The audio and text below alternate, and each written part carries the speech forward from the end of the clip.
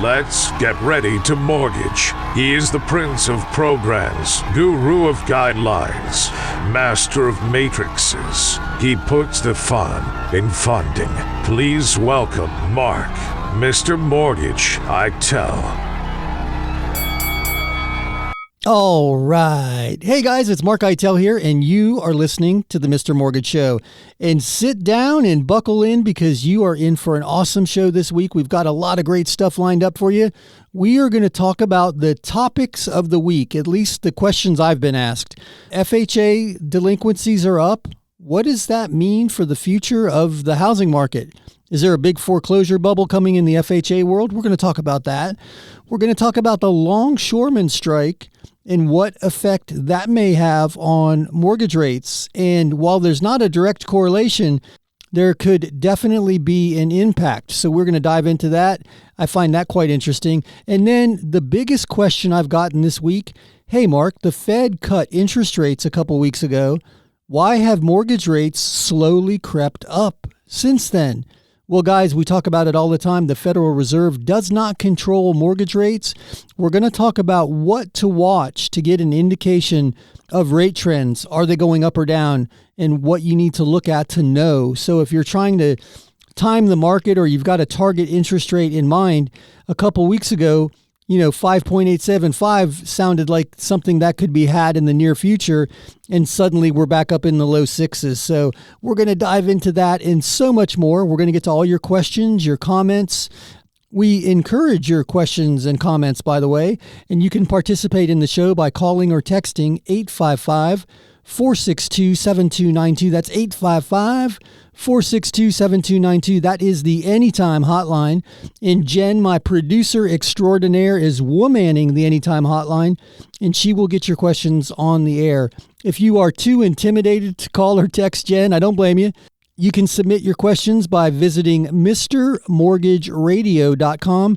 MrMortgageRadio.com. Right in the middle of the page, you can't miss it. There's a big orange button that says Get Your Questions on the Air.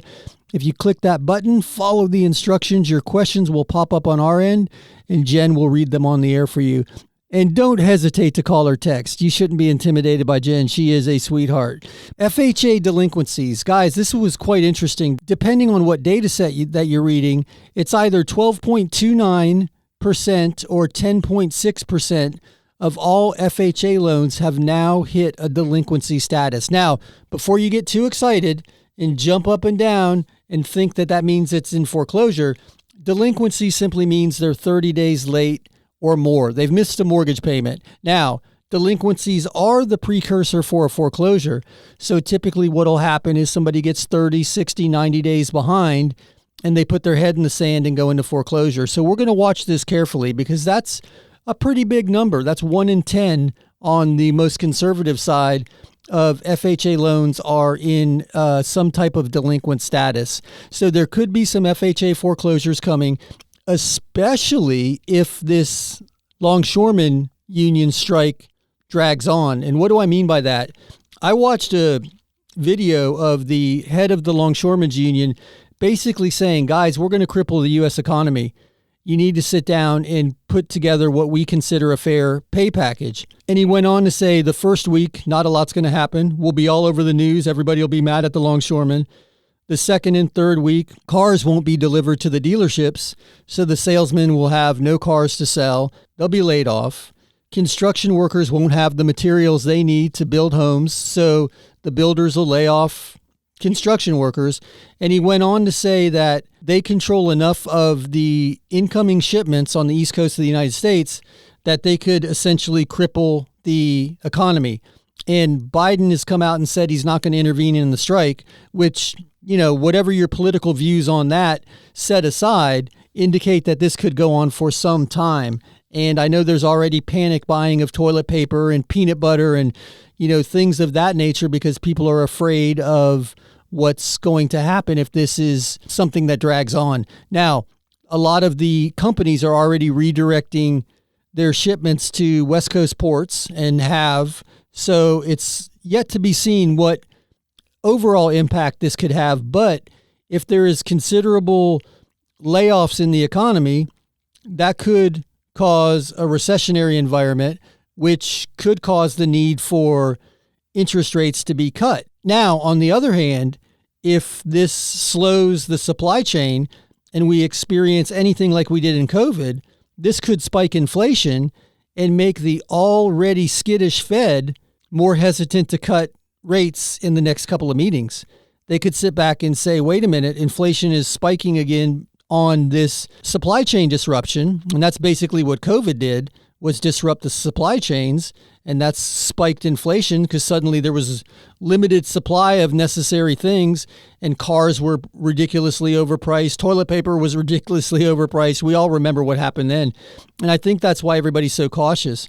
And the Fed did say this week that they're less likely to be taking these big 50 basis point swings at the overnight rate. So they're talking about a slower cutting pattern of smaller rate cuts. So the market has digested that, and this is bringing all three subjects back around to why are mortgage rates rising if the Fed just cut the overnight rate? Well, guys, the overnight rate doesn't control mortgage rates. It controls the cost of money from bank to bank, from Federal Reserve to bank. It controls the prime interest rate, which is what credit cards and equity lines and credit lines, business lines of credit, those type of loan products are based on. So all of those type of loans will see a rate reduction based on the cut. But mortgage rates tend to follow the 10-year Treasury. That's been the benchmark. They watch the 10-year Treasury. Even though it's mortgage-backed securities, a lot of people don't have access to watch the mortgage-backed security market, which tends to trend well with the 10-year Treasury. If the yield on the 10-year Treasury is going up, that means that money is costing more for the banks to recapitalize after lending money. Therefore, mortgage rates are going to go up. And that's what's happened, guys. Over the last few weeks, mortgage rates have ticked back up based on the fact that they believe inflation might raise its head again. And if it does, that rate cuts are going to be unnecessary. And in a nutshell, guys, that's what's happening. The market doesn't believe that money should be this affordable this quickly. So the treasuries and the mortgage-backed securities are hedging against a slower and lower rate cut environment in the future. Don't forget, mortgage rates had fallen ahead of the Fed rate cut because they anticipated an environment where money was going to be more affordable. Once we got that rate cut and then we got the languaging from the Fed, the market then said, okay, we might not get as much more as we thought, as quickly at least as we thought. So we're going to hedge our bets and rates are creeping back up. So if you're getting mortgage quotes in the low sixes and you expected high fives, you're not being misled. That's what the market's done of late. Now you can still get in the high fives to mid fives quite easily with a rate buy down. And we talk about that all the time. It's much better to ask the seller, instead of discounting the price, to contribute that discount to your rate buy down if you're a buyer, because lowering the interest rate will dramatically reduce the payments compared to lowering the price by the same amount as a rate buy down. So on a $300,000 purchase, you can buy the rate down from 6.25 to 5.5 with a $9,000 contribution. So instead of offering $291 on a $300,000 house, ask for a $9,000 contribution on that $300,000 house and watch how far your money goes, especially if rates continue to improve, which we do believe they will. So guys, those are the questions I've been asked during the week. We can elaborate on them further during the show if you like. Just call or text in your questions and we can dive deep on those topics, or any questions you have. As always, you drive the show. I'm just here to participate with you. Guys, you hear the music, you know what that means. That is my cue. We'll be back in a few. Sit tight on the other side of this very, very short break. We'll be back with more of the Mr. Mortgage Show. Hey, it's Mark Eitel, host of the Mr. Mortgage Show, and I'm going to interrupt this commercial break to ask you for a favor. If you know any friends, family, coworkers, or the guy in front of you at the grocery line who's talking or thinking about buying or selling or refinancing real estate, I'm hoping I can count on you to help me spread the word, introduce them to me, to the team.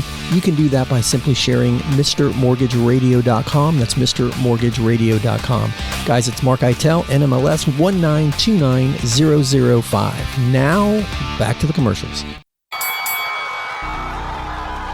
Welcome back to the Mr. Mortgage Show. Call us now at 855-462-7292. All right, we are back. My name is Mark Eitel, and you are tuned in to the Mr. Mortgage Show. Guys, we are going to start diving right into your questions. Hey, Jen, are you ready back there? Do we have any questions? We've got questions, and they want answers, Mark. Okay, well, let's give them some answers. Go ahead and throw question number 1 my way. You ready? Joni has this question. I'm buying a house and got my approval from my current mortgage company. The fees they are quoting seem very high. How do I know what charges are negotiable? I heard you offering to review a quote. Hey, Joni, thank you for that, and thank you for paying attention during the show. Yes, fee sheet review, we are happy to do. Ooh, I just did a rhyme there. Fee sheet review, we are happy to do for you. Oh, my God, it continues.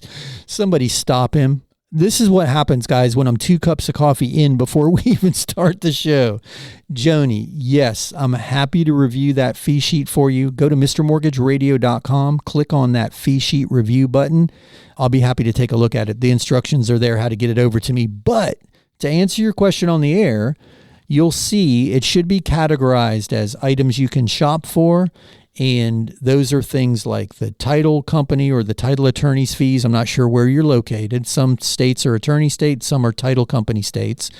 Some of those fees are negotiable. On the lender side, which are often the bigger fees, things like origination points, discount points, those type of fees, you can negotiate. It might affect your interest rate because the lender gets paid for loaning you money 2 ways. They can charge the fees, right? The origination points or the discount points, and that has a tendency to affect the rate, or they can charge you a slightly higher interest rate and just collect that profit over time. So this is a super interesting point that I want to share. But before we get to that interesting part, I hope this answers your question. So I would start there. And guys, if you're out there scratching your head, points are 1% of the loan amount. So if you're borrowing $250,000 and you're paying an origination point, that means you're paying the brokerage or the bank 1% of the loan to facilitate the transaction. If you're paying a discount point, you're likely buying down the rate. So just throwing that out there. But those are big places to start. But shoot me over that fee sheet and I'll go through it with you, and I'll point out some places where you might have an opportunity to renegotiate. And who knows, we might be able to offer you a better deal from the beginning, and I'll be happy to do that as well. And guys, if you're wondering how that works, so we launched this for everybody. We used to just do it if someone requested, but right now today, everybody is super focused on interest rate and fees, as you should be. But when the market was so low, the difference between 3.125 or 3.375, the average person wasn't computing that there was enough of a difference to shop. They were just thrilled to get that low rate. Well, in this environment, people are scrutinizing every line item, again, as you should. So we decided to open that up for everybody. So Fee Sheet Review is a service. I think we have a website, feesheetreview.com, but it's all at mrmortgageradio.com, and you click on that Fee Sheet Review icon or button, and it'll take you to the instructional video, but happy to do it for you. Now on to the really interesting thing, or at least I find it interesting. We're so trained as consumers that the lowest interest rate has to be the best option. And oftentimes it is, but the lowest interest rate can also be the most expensive option. And what I mean by that is there are usually fees associated with, getting a lower rate or buying a rate down or paying points on the front so the lender will lower that rate.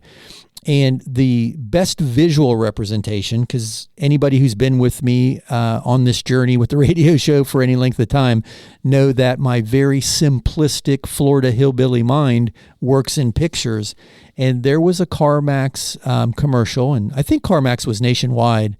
I think they're still around. I'm not sure. It's been a while since I bought a used car. But anyway, CarMax had this commercial where they had this long balloon. Think of a larger version of the balloon that the clowns make balloon animals out of. And the announcer was holding this balloon, and on one end of the balloon was written fees, and on the other end was written price. Well, For the Mr. Mortgage Show analogy, change price to interest rate. And the gentleman would squeeze down on one end of the balloon and the other end would get larger. So if he squeezed down on fees in the CarMax commercial, price, or in our analogy, interest rate would get bigger. But if he squeezed down on the interest rate or the price side, the fees would get higher. And that was their way of exemplifying how the normal car dealer does things, right? They're squeezing one end or another. Well, in the world of finance, it's not much different.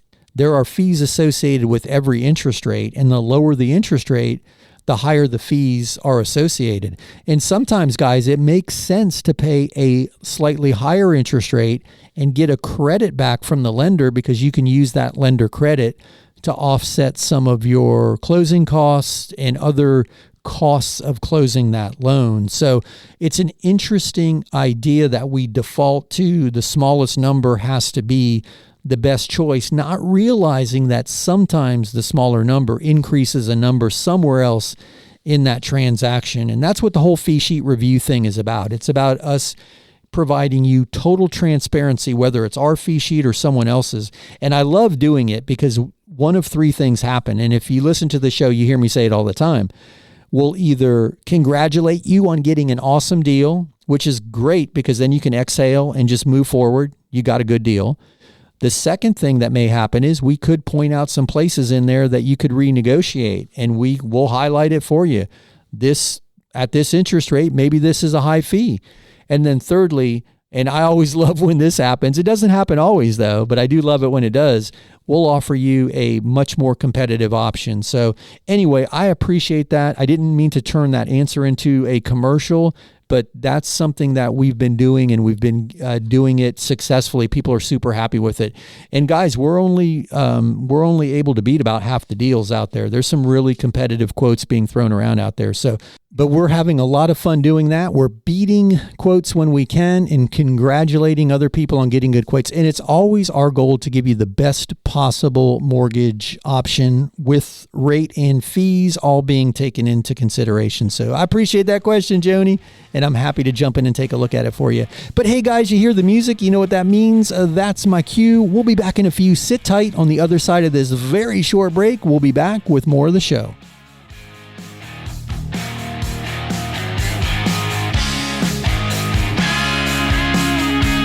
Let me tell you a little story about a man named Jed. Well, this is not a story about Jed, but it is a story about Mary. Mary is an awesome single mom who's been raising her daughter in a 1-bedroom, 1-bath apartment for the last 11 years. That's right, 1 bedroom and 1 bath. Hey, they've made the best of it. They've got bunk beds in there and it's worked. But her daughter's now a teenager and it's becoming a challenge, especially sharing that bathroom. She decided to jump in and become a homeowner. We got her approved with an FHA loan. That's right, I said it, FHA. Hey, if your agent's telling you FHA and VA loans are not getting accepted, you are working with the wrong agent. Contact me and I'll get you in touch with a really great agent. Hey, but back to Mary. She jumped in and she is now a proud homeowner. They have their own bedrooms, but more importantly, their own baths. They couldn't be happier. Guys, if you'd like to learn more, check out MrMortgageRadio.com. That's MrMortgageRadio.com. My name is Mark Eitel, NMLS 1929005. Check us out at MrMortgageRadio.com. Welcome back to the Mr. Mortgage Show. Call us now at 855-462-7292. All right, we are back. My name is Mark Eitel, and you are tuned into the Mr. Mortgage Show. And if you've got questions or comments and you want them on the air, call or text 855-462-7292. Share those thoughts and questions with us, guys. Call or text 855-462-7292. That's 855-462-7292. That's the Anytime Hotline, and Jen will get you on the air. If you want to send us an email instead, just visit MrMortgageRadio.com. That's MrMortgageRadio.com. Scroll to the bottom of the page, click that email icon, and you can shoot your questions over that way. Hey, but speaking of questions, and Jen, we've had some good ones so far, so let's keep this party going here. Let me throw it over to Jen for another question. Pauline sent us this one. We're in a tough spot and need a debt consolidation mortgage. I've been researching online and we have enough equity, but our debt ratio is too high. But if we pay off our cars and credit cards, we would meet the requirements. Is there any way to make that work? Hey, that's a great question. You, Pauline, are stuck in the old catch-22, right? So you make enough money and you've got enough equity, but your debt-to-income ratio exceeds the requirements because of all the debt. But you want to pay that debt off. So once you close and pay off all that debt, you would meet the requirements. So ultimate catch-22. Here's the good news. We can pay that off at closing for you and pull it right out of your debt-to-income ratio now. And you would meet the requirements because we're using the lower number, right? The after the debt's been paid off number in your debt calculation. So I hope you find some encouragement in this answer because it's doable. We do it with the REC refi. The REC refi is the REC, reduce, eliminate, and consolidate. And it's designed exactly for this purpose, right? We're paying your debt off. And the cool thing is we can underwrite you as if it was already paid off. But the caveat is if we do it that way, we've got to pay it off at the closing table. Meaning if it's a Discover card, 2 car payments, and a Visa that need to be paid off to make your ratios work, we actually take part of the proceeds right at the closing table and write a check to Discover, one to Visa, and one to each of the car payment companies. And then your debts are paid off. You're done. No more monthly payments on those. But the trick is you can't go out there and run them back up or you'll be right back at the closing table in the future. So, but brilliant question. And it's doable. Absolutely doable. It's paid at closing and it's part of the REC, the REC refinance. And if you have any questions or if you want to get that process started, just give me a call, 855-462-7292. We'll be happy to jump in and get that rolling for you. But I appreciate it. That was a great question. Hey, Jen, throw me another one. Caitlin is asking, I've heard you mention a strategic refinance if rates drop in the future. Is this the same as a streamline with no documents required? Thanks. Wow, that's another great question. So the streamline refi, let's start there. So they're different, right? The strategic refi and the streamline. The strategic refi, I guess I'll start with that. That was your first question, is something that we developed when rates hit 7 last summer and everybody was wanting to buy a house, but super concerned that they didn't want to have to refinance in 6 months. Well, guys, the rates haven't gotten low enough to want to refinance, but what we did back then was we put a program in place where we would be able to reduce some of the costs associated with doing a refinance and try to make it as affordable as possible. But it's not a quote-unquote streamline refi. Those are completely different animals, and I'll explain those in a second. But the strategic refi is still going to require documentation. You know, it's going to be like any other refinance transaction with the exception that we're going to do our very best to put a reduced fee package in place to help it make financial sense if you want to lower the rate. So that's what the strategic refi is all about. Now, the streamline refi in the world of FHA and VA are amazing programs because their only concern is to lower the interest rate. There's very, very little documentation. There's no appraisal. There's very few documents required. The goal is just to simply reset the interest rate at current and lower your monthly payment. So the VA world, it's called an IRRL, Interest Rate Reduction Refinance Loan, IRRRL. Why do all these acronyms end up having me sound like a seal? But anyway, the IRRL is the VA's version of the streamline refi. And then in the FHA world, it's just called a streamline refinance. So I hope that answers your question. I appreciate it. Hey, Jen, I'm going to toss it back to you. What do you have? Martin is asking, is there a downside to getting an equity line and not using it? Are there any inactivity fees? Hey, Martin, that's a brilliant question, my man. I don't think anybody has asked me that before. So kudos to you. That is a wonderful question. No inactivity fees on an equity line of credit that I'm aware of, certainly not on the ones that we facilitate. So brilliant question. Now, is there a downside to getting it? In my opinion, no, because I would much rather have it and not need it than need it and not have it. And what I mean by that is, let's say you're worried about the future, and a lot of people are. There's a lot of economic uncertainty in this economy. And let's say you're right and things in your personal world take a downturn. You lose your job, you miss some payments. You could really use some of that equity to get through the skinny times. Well, if you wait until some of those things happen, you may no longer qualify for an equity line, credit score wise, payment history wise. If the housing market takes a significant downturn, you might not have enough equity. So getting it now and putting it on the shelf, and wrapping it in in case of emergency break glass type box, I think is a brilliant, brilliant idea. It's like packing a parachute before you get on the plane. It's much easier to do it, and you've got it if you need it. So I think that's a brilliant idea, and I think there's a lot of merit to that strategy.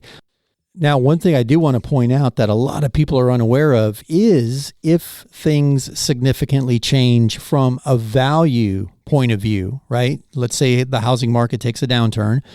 The banks can reduce the available credit line because it's based on equity, or in some cases, close them out completely. So in that instance, if you had one that you didn't use and it was sitting out there with a zero balance, and then suddenly there was a credit crunch and the bank said, okay, we want to, recall these, if you will, or close them or reduce them, and you need it then, that might pose a challenge. And fun fact, we saw a lot of that happen during the Great Recession. People's equity positions were greatly reduced as the market started to slide. And because of that, the banks reduced the lines, or in some instances, just capped them, closed them, and converted them to a 20-year loan. The equity drawdown period is now expired. You don't have any more access to the equity, and we want you to repay this loan. So we did see that. That's a downside, but it's not negatively impacting you from a credit or cost standpoint. But that, my man, is a brilliant question. And guys, with what's going on right now and all the economic uncertainty, we're seeing a lot of people kind of follow Martin's lead down that, path of a HELOC just in case I need it in the future, which is never a bad idea. But anyway, guys, you hear the music. You know what that means? That's my cue. We'll be back in a few. Sit tight on the other side of this short break. We'll be back with more of the Mr. Mortgage Show. Raise your hand if you are freaked out by what's happening in the banking world. Well, no, put your hands back on the steering wheel. It's all starting to feel like a house of cards. And what about that $17 billion, yes, billion with a B, dollars worth of bondholder money that was lost in that Credit Suisse takeover? Right now, I'm hearing more and more people talk about a flight to safety, and they're looking at gold and silver and other precious metals, but also rental property. Yep, income-producing rental property is starting to become sexy again. Guys, we've got an amazing loan program called the Landlord Loan. It's an easy way to acquire rental property. If you've got good credit and the assets, we don't even look at your personal income. We look at the income produced by the property. Assuming that it supports the debt, boom, you're a landlord. Check us out at MrMortgageRadio.com. That's MrMortgageRadio.com. My name is Mark Eitel, NMLS 1929005, and my team and I are here and happy to help. Check us out at MrMortgageRadio.com.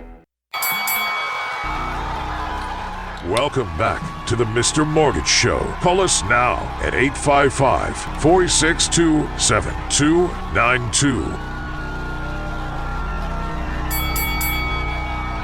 All right, we are back. My name is Mark Eitel, and you are locked and loaded right here with us on the Mr. Mortgage Show. Guys, thank you so much for spending a little bit of your day with us. We greatly appreciate your participation. And if you want to participate, shoot us your questions or your comments. You can call or text 855-462-7292. That's 855-462-7292. That is the Anytime Hotline. If you prefer to shoot us an email, check out MrMortgageRadio.com. That's MrMortgageRadio.com. Scroll to the bottom of the page, click that email icon, and you can shoot your questions in that way. And man, we've had some great ones so far. You guys are paying attention. You are on it. The smartest audience of any real estate mortgage show on the air today exists right here on the Mr. Mortgage Show, and I'm super excited to be with you. Hey, Jen, let's keep the questions coming. Do you have another one? Okay, what do you have? This is from Cecilia. Can I be a co-signer on a mortgage to help my son? I don't intend on living with him. I don't blame you, Cecilia. Sorry, that one caught me off guard. Very well done, Jen. Very well done. Yes, Cecilia, you will be classified as a non-occupying co-borrower. So you don't have to move into the house. You don't have to physically be living there for it to be his primary, and you be able to help him by co-signing or being what we call in the industry a non-occupying co-borrower. We're going to take both your incomes, both your debt loads, and both your credit scores and qualify you together.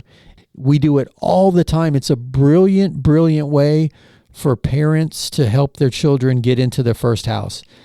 Gifting funds is another strategy that's used often. You can, if you wanted to, and I'm not suggesting you do, and I'm not suggesting that he needs the help financially, but you would be able to gift him funds for either a down payment or the closing costs and be a non-occupying co-borrower. So lots of ways to make that work. And we're seeing a lot of parents do that.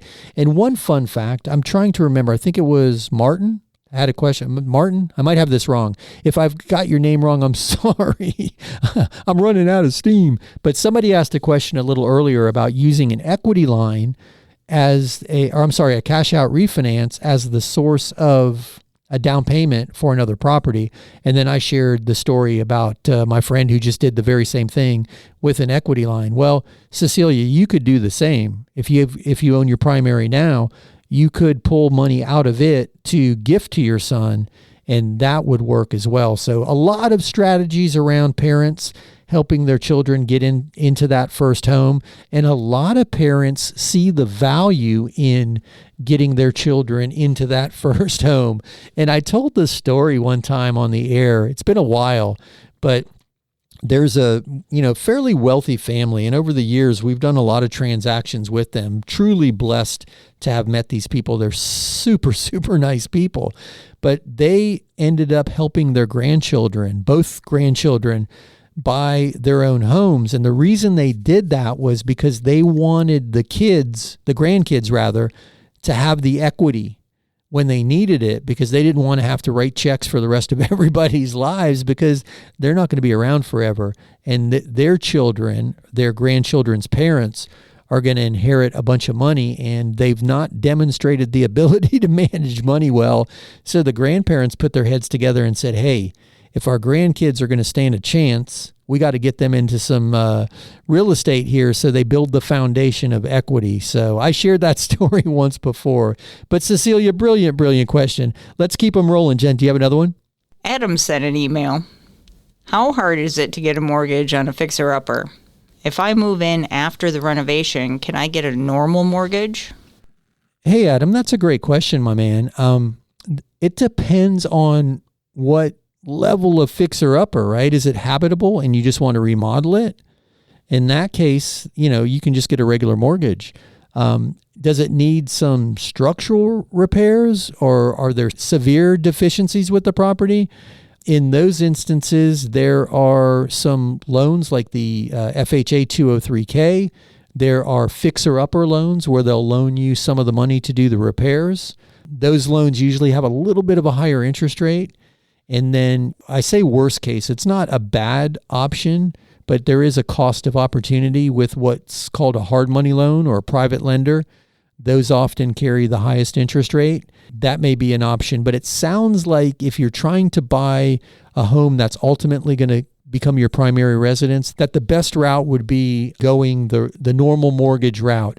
And I would need a little more information to adequately answer that question, and it's all going to be predicated on what repairs need to be done. Because if it's habitable now, then you could just buy it with a normal mortgage. But man, brilliant question. I appreciate that. And congratulations on finding that opportunity, because we are seeing people look to the homes that need a little work right now in this market and finding opportunity there. So great question. Hey, Jen, what else do you have?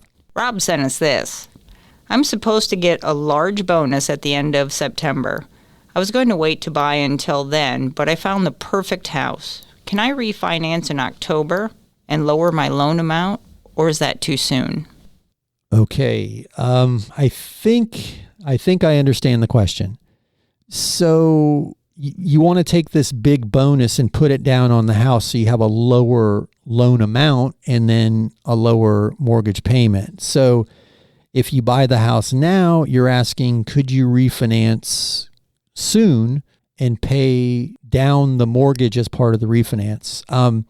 If that's the case, and I might not understand the question as you intended, but that's what I got from your question.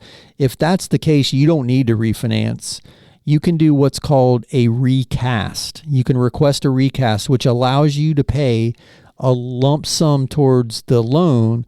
They'll reduce the principal by that amount and then reset the loan essentially. So your payment's going to come down and your loan is going to be amortized based on the new balance. So it's going to reduce your payment. And if that's your goal, to have a lower loan amount, you don't have to do a refinance to do that. You do what's called a recast. It's CAST, recast. And it's essentially a reset. And oftentimes now you're going to need to make everybody aware that that's your intention, because not all loans can be recast, but it's not a difficult procedure if everybody's aware of the goal up front. Because the other thing that does is if you just pay a big lump sum of money, it just shortens your term. It doesn't reduce your payment. But in the case of a recast, it'll lower your loan amount and reduce your payment. But brilliant question. Hey, let's see if we can squeeze in another one. And hey, Rob, if you need more info about that, just hit me up. Go ahead, Jen.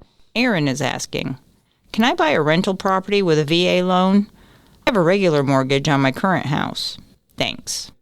Okay, Aaron, this is another interesting question. I need a little more info. You can use a VA loan to buy a 1 through 4 unit property, and if you're going to occupy one of them. So you can't use your VA loan just to go out and buy a rental unit and then keep your current primary.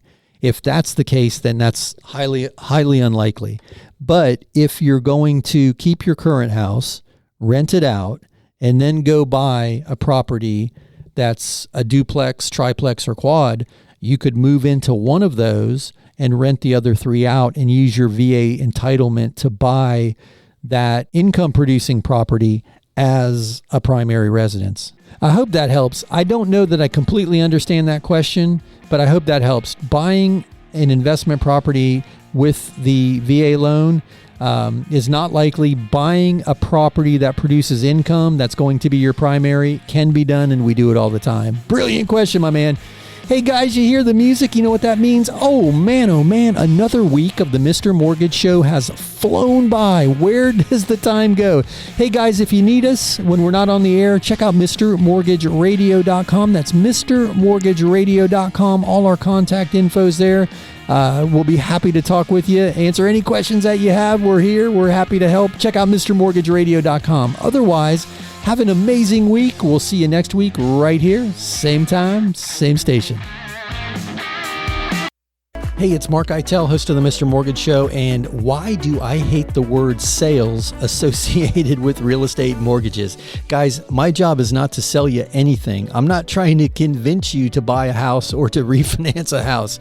What I am trying to do is help you make the very best real estate and mortgage decisions after you've decided it's something you want to do. Guys, think of me as the trainer in the gym. You've already decided that you want to get healthy. You are committed, and then you engage that trainer. That trainer's not standing out in front of the ice cream shop trying to convince people to get healthy. Guys, I'm here. I'm happy to help. I'll answer any questions you have, and I'll help you get it over the finish line, whether you're trying to acquire that very first house or the next office building. Guys, I've been doing it for a long time. I love what I do, and I'm happy to help. Check us out at MrMortgageRadio.com.